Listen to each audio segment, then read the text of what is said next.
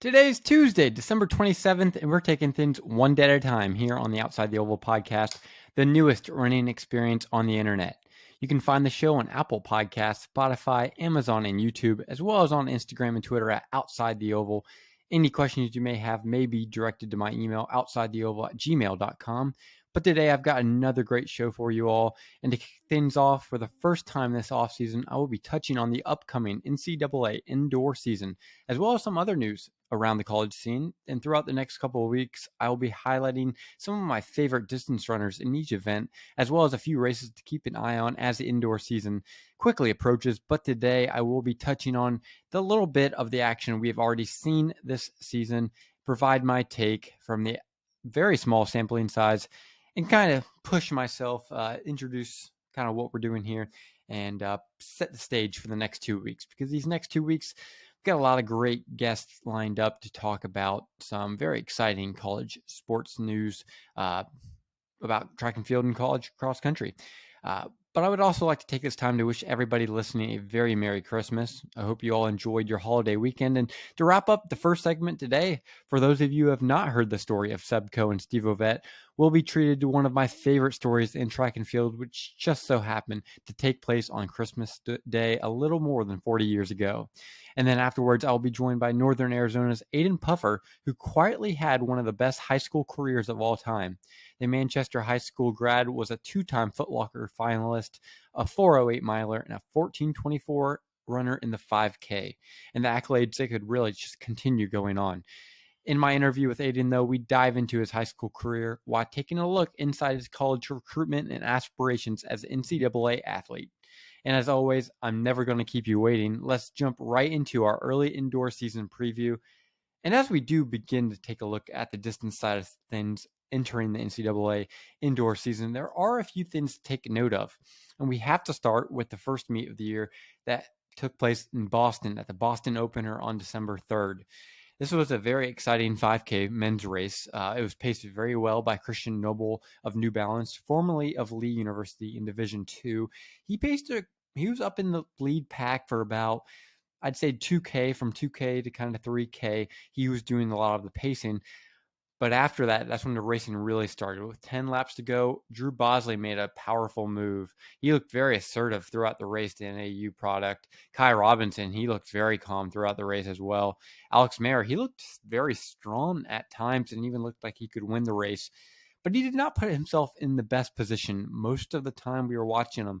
And then Nico Young, for the first time, I think, in his college career, other than maybe his first cross-country season, he looked truly vulnerable. With that being said, not too much to worry about with him coming off a very good cross-country season, a long one, in fact, as well.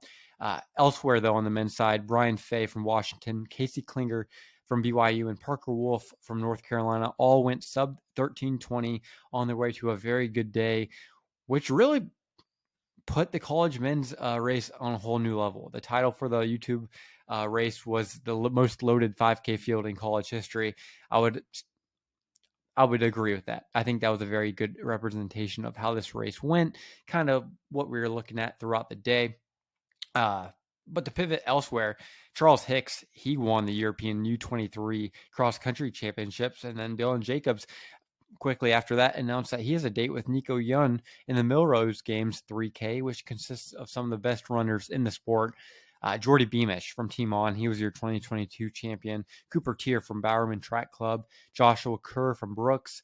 Joe Klecker, Morgan McDonald, all from On, as well as Olin Hacker, who ran for Wisconsin last year and recently joined Hoka. So we have a very competitive team, field of runners in that race. Looking forward to the Millrose Games 3K as always. But on the men's side, the title picture in the 3K and 5K seems to be pretty similar to what we saw this fall cross-country season. The same guys competing for the championship in the fall seem to be the front runners to take home a 3K or 5K championship in the indoor championships. Hicks from Stanford, Young, Bosley, Mayer, Jacobs, they're all guys you expect to come out of the winter primed and ready to go and really take this winter indoor track season by the neck. I really do think that these group of guys will be the core five that we talk about throughout most of the season. But if we transition and take a look at the women's side of things, Caitlin Tui was your top finisher at the Boston opener in the 5K, but she was quickly followed by Hoda Olamoy and Mercy Chelangat from Alabama, who both figure to be a little bit more competitive challengers to the two-time national champion on the outdoor and indoor oval. Elsewhere, though, the big story is coming out of Gainesville, Florida this weekend, where as of recording this on Monday, December 26th, Chris Zielinski is expected to leave the University of Florida for Eugene to become an assistant coach for the Oregon Ducks with Jerry Shoemaker. Zielinski is, of course, Parker Valby's distance coach, which could certainly change some things for the All-American moving forward. Valby is going to be faced with a very difficult decision, and that's going to be whether or not to stay in Gainesville, where she has found all of her success in her running career up to this point, or transfer to Tracktown and continue to train under Coach Zielinski. And from my perspective, I would not be surprised to see Valby stay in Gainesville. Coach Zielinski, among the best American distance runners of all time, has not exactly accomplished what many other coaches across the NCAA have. And in this case, Valby, she has to make a quick decision, either to stay where she's been for the past 2.5 years, have found a lot of success, or transfer to Oregon, one of the most prestigious, if not the most prestigious track and field programs in the nation, for the sole purpose of following her coach, who has achieved less as a coach than Valby has as an athlete. So with that being said, with Valby saying it herself, she's more comfortable in Florida than she's ever been elsewhere. She enjoys the weather. She enjoys the training in Florida. And I'm sure she has her own set of friends, which would be difficult to leave. And to put it simple, it's difficult to move your entire life in the middle of competing for a championship, nonetheless, from Gainesville, Florida to Eugene, Oregon in just 2 weeks, which is about how long it would appear Valby has to make a decision. Now, don't get me wrong. I do think Zielinski's decision to move to Eugene is a great one for his career. To learn under Jerry Shoemaker while training both top-tier NCAA and professional athletes as a part of Bowerman Track Club, which is a rumored aspect of the deal that Shoemaker is signing Zielinski for. To do this in the running mecca of the nation presents him with a plethora of opportunities moving forward and really opens the door for him to become a hot commodity as a director of a track and field program in a few years. Could definitely see him rising the ranks as a distance prodigy, kind of one of the next greatest distance coaches. It's kind of going to be what he's going to try to set himself up to be at Oregon. And I do think he'll land a pretty high profile distance job once his time at Oregon is over. But leaving Parker Valby, who looks as if she's on a path to stardom, it doesn't really make the most sense to me. She's coming off the best season any distance runner has had in a long time on the women's side, with very little experience and familiarity with the sport, which is why I also believe that it's inevitable that Valby will ditch Florida for Oregon. I don't think Zielinski is in a position in his career, and to be fair, I would say that about 99%. I would say that about 99% of the coaches in the NCAA, nobody is in position to cut ties with a runner, a generational runner like Parker Valby, who, like I said, is slowly becoming one of the greatest American distance runners on the women's side in a very long time. So I do think Valby, whether that's before the winter indoor season, spring track season, or over the summer, I do think she'll jump ship, join Coach Zielinski in Eugene, and I would imagine this takes place in the summer. I think she'll finish out her track season a part of the Gators in Gainesville. They have a chance to win a team title. I think Coach Holloman is going to do what he has to do to make sure she stays, but will grant her wish of following Coach Zielinski over the summer, as that's just a better opportunity for her to further excel her cross-country kind of acumen to this point. But with that being said, Parker Valby remains and will remain the biggest name to watch for throughout the next 6 months in our sport. Going to be exciting to see if she ever hops in the transfer portal, which would make for some of the biggest news we've seen in this sport in a very long time. And that's what's going on in the NCAA track world at the moment. Over the next 2 weeks, I will be opening up the show, breaking down the indoor season even more. And I have a few guests, like I mentioned earlier in the show, lined up to help me do that. And I'm looking forward to the first 2 episodes of the new year to really get down, dig into the NCAA indoor track season. Should be a good one on both men's and women's sides. for all the distance races. I think the women's DMR is going to be interesting this year. I think the men's 3K, we really don't know who's going to dip down to 3K in the 1500 this year. Just a lot of possibilities all across the board.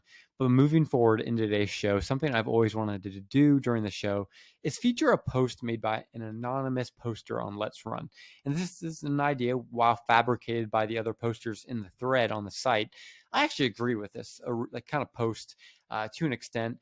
The post, though, is titled "Track and Field Should Make Up Storylines." And the caption below it goes, "If the track and field world needs more views, it should create WWE-style rivalries and storylines. Press conferences with smack talk, real or staged. The creating of rivalries would be interesting, and the public would never have to know." Now, the comments following this sort of outlandish topic, they're always fun to dive into. One poster suggested that the fan-made rivalry between Tui and Valby was just scratching the surface as to what could become of this. And now, in my opinion, I certainly don't think track and field needs to go full on WWE. Let's just get that out of the way right now. We don't need to be hiding anything from anyone. We should not be a scripted sport by any means. But I am a fan of pro wrestling. I used to be really into that, but I still think that's something we could check into. I am a big Jon Moxley fan. I like what Sami Zayn's got going on. But getting back on track, I do think the original poster of this thread is certainly not wrong on a few different things. For one, the press conferences before the cross-country national championships this year, they were fantastic. Charles Hicks, Nico Young, and Alex Mayer, they are perfect selections for the men's side. I remember getting a text from my friend after some of the things that Charles Hicks and Alex Mayer kind of went back and forth about, just kind of sharing their experiences. My friend Jack, who was my teammate this past fall, he was talking to me about it, and he was like, "This is really good for the sport." It was cool to kind of hear their experiences and kind of hear their personalities, because that's something that runners don't get the opportunity to do. That's kind of why I started this podcast. I do want to not only grow my own brand, but help others kind of branch out, build their own brand moving forward. And then that happened on the girls' side too. Caitlin Tui and Parker Valby created great commentary for their upcoming women's championship race the next day. And the coaches panel was interesting too. I think you had Coach Smith from Oklahoma State and NAU were there. I believe NC State had their coach there. Yeah, she was there. And then one of the other men's team might be Coach Istone from BYU. Regardless, though, that coaches panel was fantastic. Really had a lot of good content in there. However, think of it this way. What if we had this for every race? Imagine a big race like Nuttycombe had a pre-race and post-race press conference. The amount of attention in the running cross-country distance world for a meet like Nuttycombe is already through the roof. And moving forward, a press conference for something like that could certainly push the ratings, push the sport forward in a positive direction. A service provider such as ESPN would be inclined to pick up the meet solely because of how enticing these pre and post race press conferences would become. And if we're broadcasting Nuttycombe on channel 206 on DirecTV or 209 on the ESPN Plus app, I think we're doing a lot of great things. And a meet like Nuttycombe, it's time. No offense to what they do at Flow Track, I think they do a great job, but that sport is not going to be moved forward by our own. And in fact, or in comparison, we have to get the sport in the hands of people like ESPN, CBS, people who are going to push this meet forward. I think they'd be inclined to pick up the meet because of how enticing these storylines can become. And organically, this would allow runners to build their own brand, distinguish their own voice. And these are two things that have not come easy to distance runners in the past. I mean, you think about it, really the only brands I can think of, I think Craig Ingalls has done a great job after he left Ole Miss and ran for Nike. I think Edmund Sumners, I think he does a great job. Edmund Smolders, excuse me. He does a great job of what he does, kind of broadcasting and pushing sport forward. And then you also have the On guys on Cloud. I think the men's and women's team do a great job of marketing themselves in a way, but this is something that nobody's been able to do at the college level. And I think this is something they should definitely look into it. But let's put it this way. Let's set the scene, set an example here. Imagine the post-race press conferences this year as a cross-country national meet. Coming off a tie, tensions between NAU and Oklahoma State's runners, they were unusually high for how tempers are typically controlled in our sport. And this could really produce some interesting content, I think, and certainly make the sport a more mainstream sport, which is something we all know would be very beneficial for running. And this is not the only way you make the sport entertaining, but it's most certainly a great start, a great way to continue growing off the momentum our sport currently has. I think we're seeing the sport reach eyes it's never reached before. ESPN has done a great job. Citrus Mag is really leading the way there. And I'm not sitting here supporting a scripted running season in the fall or spring. Absolutely not. I don't want to take away what we're currently doing on the performance side of things, but I do believe that the sport needs more media. We need more storylines being created by the media, and the press conferences to truly help legitimize what we're doing would be fantastic. And this is just one way we could continue growing our sport. But for one more time, we're going to pivot today's episode a little bit in the spirit of the Christmas season. And I would like to tell a story from Christmas Day in 1979 between two of the best middle distance runners of all time. And to give you a little background of the story, Steve Ovett and Seb Coe were the two best middle distance runners in the world at the time. In preparation for their duels in the 800 meters and 1500 meters during the Moscow Olympics in 1980, Seb Coe, he went out for a hard 12-mile run on Christmas morning before lunch. Coe, he described the weather as a harsh winter, and that the winter was harsh enough to bring down the government, which is now probably one of my favorite metaphors I've ever heard when I read that exact quote just a few days ago. Feeling unhappy with what he had accomplished in the morning, though, Coe suddenly felt uneasy after shortly following his Christmas Day lunch, and then it dawned on him. Coe thought, I bet Steve Ovett is out there doing his second training session of the day. So in response, Coe put the kit back on, faced the snow and ice, and did a second training session, running several miles that day, including some hill work. Many years later, over Christmas in Melbourne, Seb Coe shared the story with Steve Ovett during supper. And after Coe explained the story to Steve Ovett, Ovett would go on to say, did you only go out twice that day? And in the 1980 Olympics, Seb Coe would go on to win the 1500-meter title, while Steve Ovett would win the 800-meter championship. And that, ladies and gentlemen, is the greatest Christmas Day story one could ask for. Two incredible middle distance runners finding every way possible to give themselves the slightest advantage. And even on Christmas Day, seemingly the most forgiving day of the year, the two were always on each other's minds. And they're a perfect example of a positive work ethic, really determined grit, which are two traits that truly took these two athletes to unbelievable places. Such a great story. It's really nice seeing how much further this story is kind of being shared. Saw a lot of people on Strava mention it. Saw Roy Leonard tweet it. Coach McRaven at Texas A&M, he posts on Instagram and Twitter every Christmas year. Something I always look forward to is Coach McRaven's post. Always nice seeing who interacts with that. But with that, that's all I got for you guys today. Coming up next, I will be joined by the two-time Foot Locker finalist, five-time Connecticut state champion Aidan Puffer of Northern Arizona. And I'll be right back after this break on Outside the Oval. Joining the show today is NAU's very own Aidan Puffer. Aidan, thank you for joining me today. Yeah, thank you. Thank you for having me. Yeah, absolutely. So I remember hearing your name for the first time during my senior year of high school. I believe it was the first year you qualified for Foot Locker, and this year both you and Gavin Sherry represented the state of Connecticut as sophomores, and you both had pretty solid showings in San Diego that year and really moved your two careers forward in a great direction. However, you were making a name for yourself far before you were racing that Balboa Park in San Diego, competing for the Foot Locker National Championships. As an 11-year-old, you set a world record in the 5K going 17:06 in Massachusetts. So my first question to you is a simple one. How did you first get into running, and how were you able to find so much success early on in your running career?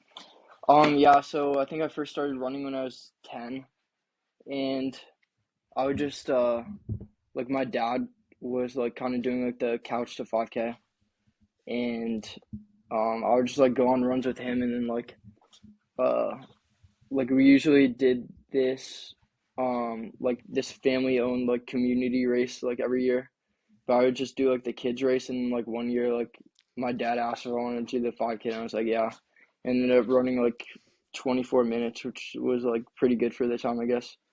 And I just like kept running, I guess, after that, and fell in love with it, and then joined club sports, and like just went on to high school after that. So Yeah, all seemed to work out really well for you, and you went on to achieve some pretty spectacular things, from 5 state championships, a 408 mile, 846, 3200, and 2 trips to San Diego. You accomplished several things very few high schoolers ever get to accomplish at the high school level. So, what would you say was your favorite memory from your entire high school career? And could you tell me a little bit about that? um I think I don't know, looking back at it, like I'd say like the Foot Locker races were always like really fun. Just because of like the whole experience behind that and just like meeting all the people that I'd be like racing with and just like building a community around that. And then also I think um just like having fun with like the 4x8 team for like my high school team. Like I was on a team with mostly just like sophomores and well like freshmen from when I was a junior to sophomores when I was a senior.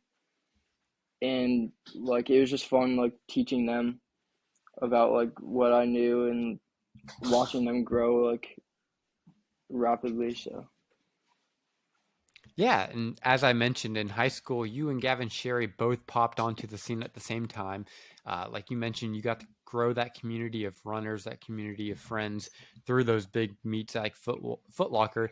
And now the two of you both attend two of the most prolific distance schools in the country at the moment, Stanford and NAU. What would you say your relationship is like with Gavin Sherry, and how did that friendship kind of first begin? yeah, so we first raced in like I think it was eighth grade or seventh grade, and it was like the middle school state championship for Connecticut for cross country. And like I was kind of I was doing like club stuff before, and like the Connecticut middle school state championships was kind of like its own thing. So like I had never like really heard about the Sherrys before then, and um like I just like won all these like club like championships and like nationals and stuff, and then like I go to state like in middle school and like he beats me and like I'm like oh man. So and then like after that it was just like um I mean obviously like a rivalry all throughout high school and Mhm. yeah like we've been um like we train together sometimes like in the summer like when the season ends, and like I'm looking forward to training like this winter break with them as well. I just haven't got the chance yet because I've been pretty busy, but Yeah, that's pretty cool how you guys did meet through that, and it's pretty funny to hear that the middle school state meet is more competitive than some of those club races that you mentioned. yeah. Pretty cool just to see how the atmosphere or culture of running is so different in so many different states. But moving forward just a little bit, this is always one of my favorite questions to ask people when they come on the show. Considering all that you achieved throughout your high school career, I'm sure you had a good amount of programs hoping to recruit you to their program. So, what was your recruiting process like? Who were some of your finalists? And ultimately, why did you choose to attend Northern Arizona this fall? Yeah, so honestly, like at the beginning of high school, like I wasn't paying too much about um like the NCAA teams, but like I don't know, I think if you were to ask me, like I knew like NAU is like at the top, and like if you were to ask me, say like my sophomore freshman year of high school, like I'd say like I don't know, like probably like NAU would be my top school, which is like really cool Mhm. because that's where I am now. But um, yeah, so Cornfield just like contacted me like the summer going into junior year, and Mhm. like I don't know, he's just had some like really good phone calls with me, and like I don't know, they just like gave me goosebumps honestly. So like I always knew like NAU would be like the best option. Like when I went on the visit, um like I felt like really at home there, and like I felt like I trusted the team a lot and the coaches a lot. So Yeah, absolutely. That's super important that you do find that sense of community with a coach, with a pair of teammates, whatever it is. And while doing research for this segment, I actually came across an article written prior to your senior year of high school that said throughout your high school career, you faced a lot of adversity. Like many, you were forced to deal with the COVID-19 pandemic. But not only that, you suffered an injury in your left foot, Achilles tendon, and a toe on 3 separate occasions. So, having found as much success as you have, despite being faced with so much adversity, how did you overcome all these obstacles that have been placed in front of you, and how did you learn to apply that to future injuries? Honestly, just like with like cross training, I feel like I've been like blessed that like my body is like good at getting fit fast. So like when I'm cross training and just like retaining my fitness, I could just like go back and like when I come back, like it's not as hard to just like get back to where I was. So, Hmm. my junior year and like Yeah. senior year is mostly like sickness, so that was like honestly even more tough. And I found out I had like a zinc deficiency, and just Mhm. like when I got on like more zinc, like I was feeling better and just doing better. So, Yeah, that's good that you're able to kind of narrow it down, figure out what works for you and what doesn't.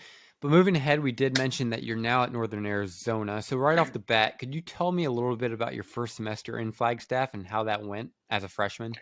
yeah, it went really well. I mean, like this season is gonna be like definitely one to remember, and like I didn't even race. So, I don't know, just like Hmm. yeah, just like the training itself has been a lot different than high school. Like it's obviously way harder, but also like you have a lot more time for training and a lot more time to recover. And I'm definitely training harder than I was in high school, but like up until this point, I've been like a lot more healthy, which is um, not really surprising, honestly, just because of how much like we focus on like recovery in college and how much more time we have. But yeah, and yeah, I don't know, just like this season, like we weren't like doing the best when it came time around for Nutty Comb, and Hmm. just like the way we turned that around, like I don't know, like that's something I'm gonna be like telling my kids, and like I didn't even race, so like it was definitely really special. Absolutely. That's kind of where my next question was headed. You really could not have asked for a better time to come into a program than when you did at NAU. Right away, the expectation is you're always going to be competing for championships. And in a year that many believe this team wouldn't win a championship, you guys still found a way to do so. So, from your perspective, having seen this program win 5 titles before you arrived, what was it like kind of being the center piece of this sixth championship team and growing that dynasty forward? Yeah, so it's it's a lot of pressure, obviously, and coming into the program, like I wanted to make sure that like I wasn't like negatively affecting the team culture and just like being like very careful of that and just kind of like living and learning rather than just like trying to like project my like personality onto the team. Um, Mhm. but yeah, just like with a team that small and like how close of a win it was, like you'll never get like a tie like probably ever again or like in a very long time. And like it just goes to show like that everyone on the team like plays their part. So like it felt really special to Yeah, it everyone. was. Oh yeah, that was my first time being out for a national championship meet. It was pretty special. Just the atmosphere surrounding Stillwater was really awesome. I mean, when the fans kind of erupted when Oklahoma State took the lead, and then how they kind of like a kind of a sorrow, a pity clap when NAU took back over. It was just a crazy atmosphere that day, and it had to be special being a part of that team, even though you weren't racing. Yeah. And you mentioned this earlier. You did not get the opportunity to race as a part of this team this year. However, you did get to run at your team's home opener, kind of unattached in the George Kite Classic and the men's open race. And you put together a pretty strong effort. And this race is, of course, hosted at Buffalo Park, which, in many accounts, and I agree with the people who say this, is one of the nicest places in the country to run. So with so many great places to run in Flagstaff, where would you say is one of your favorite places to get some mileage in? Um, this probably wouldn't be the best for like every day, but my favorite trail is the Waterline Trail in Flagstaff. It's like basically you're just like running along the mountains. Like there's a trail that just like goes up there, and the trees have all been like burnt down from the forest fire, so you could just see like everything from like probably like 50 miles out. Oh, wow. Yeah. That's pretty cool. When I took a trip down to Flagstaff this summer, I decided to run every time at Buffalo Park. Didn't really Oh know yeah. my way around there, but um, looking forward to a future summer where I do train down there with some of my friends. But to quickly piggyback off that question, what would be your favorite workout from your time uh, in Flagstaff as a part of NAU's team? And would that happen to come at that same park or maybe a different trail? Actually, it would be like, so the whole team basically traveled to Oklahoma for like the Cowboy Jamboree, and that Okay. was my first time going down to sea level from like Mhm. the first month and a half basically of training up at altitude. So that workout for me, like, I think it was like a 10 by 1K, like a pretty simple workout. Okay. Mhm. But that I just like felt so good, and like just like the atmosphere, like being on the course as well. I think it was the day before the race, so Oh, that's nice. It must have been a nice atmosphere, especially considering of how competitive that Cowboy Jamboree was. And then coming down from sea level for the first time had to be a great feeling, yeah. especially after more than a month of really acclimating to that altitude up in Flagstaff. About how much more altitude, how much above sea level is Flagstaff to where you live in Connecticut? Connecticut's basically zero, so 7,000 Okay. more feet. Gotcha. Yeah, that's about what it is here in Texas. So I can definitely relate to that. Yeah. Looking ahead, though, based on what you have accomplished in high school, the program you're a part of right now, combined with some of the best coaching in the nation, I would say you're headed towards a achieving some pretty great things at the NCAA level. But you're just a freshman, so you have a lot of time to figure that out. But currently, what would you say are your biggest goals in the sport? Whether that's in college, after college, whatever they might be, what are they and why?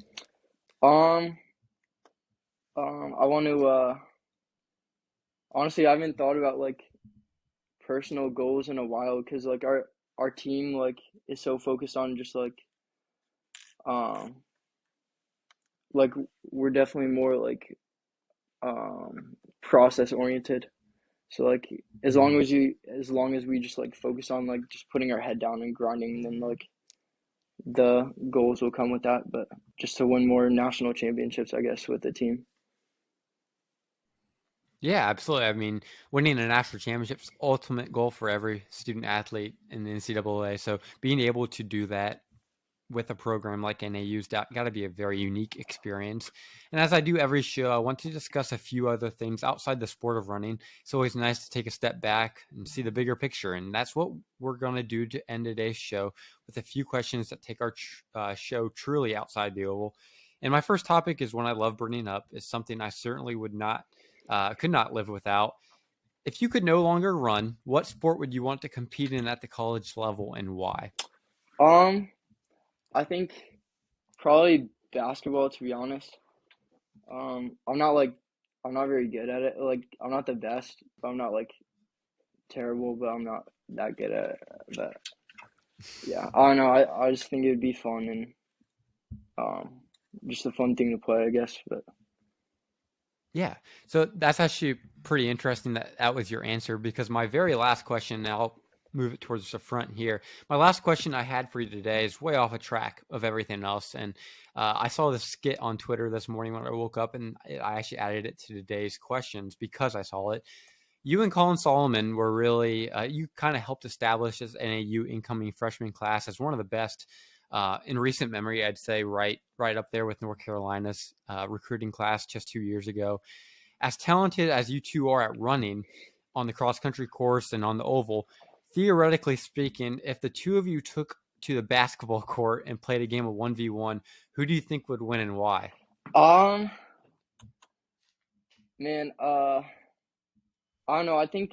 I'd say it'd be like pretty even. I've never played Colin in like basketball because like around the time of nationals, the uh the guys who like weren't going, like we were like kind of playing some like pickup games, and I Mhm. mean I'd say like we were all like pretty even, and like I would think that like Colin would be like around the same. So Hmm. I got you. Yeah, I was. I thought it was a funny question to ask, and since you mentioned basketball, perfect time to ask it. Moving forward, though, in basketball, we did talk about this a little bit before. You're a Celtics fan. How do you think the Celtics are doing this year? really good, but the last couple games are not very good. Like I think we're on a Hmm. 3 or 4 game lose streak, which is like pretty bad Oh because wow. we're like I think we were like 20-5 at like one point. So Yeah, I definitely think that the Celtics are one of the top contenders this year for our NBA championship, which would be very exciting. It's been a while since they've been on top. Jason Tatum, too, he's had a great season. yeah. Uh, Along with the Celtics, you mentioned that you're also a Bills fan. So, what expectations do you have for them with only 3 games left in the regular season? And do you expect this team to be playing for a Super Bowl? Yeah, I hope so. Honestly, I basically just got into football like this year, and like Okay. it's a pretty good time to be like a Bills fan. Um, Hmm. but yeah, like hopefully they do good in like the AFC. But Mhm. So yeah, if you're new to football, I this isn't the best show I can possibly recommend, but it is about the Buffalo Bills. If you happen to have the ESPN Plus, go watch the Four Falls of Buffalo. That's a really good 30 for 30 about the Super Bowl teams that went to Buffalo, the Bills teams that went to the Super Bowl in the 80s or 90s. They unfortunately lost 4 yeah, straight, and they've never won a Super Bowl since. But if you haven't watched that, I highly recommend you going to do so. Be a good way to kind of learn more about the Bills. But my last question today, with Christmas just a few days away, the temperatures flying up and the winter weather coming in, being from Connecticut, I'm sure you're familiar with the awful cold weather, the winter weather. What are some of your favorite things to do over winter break, and what have you done in your time away from the team back home in Connecticut so far?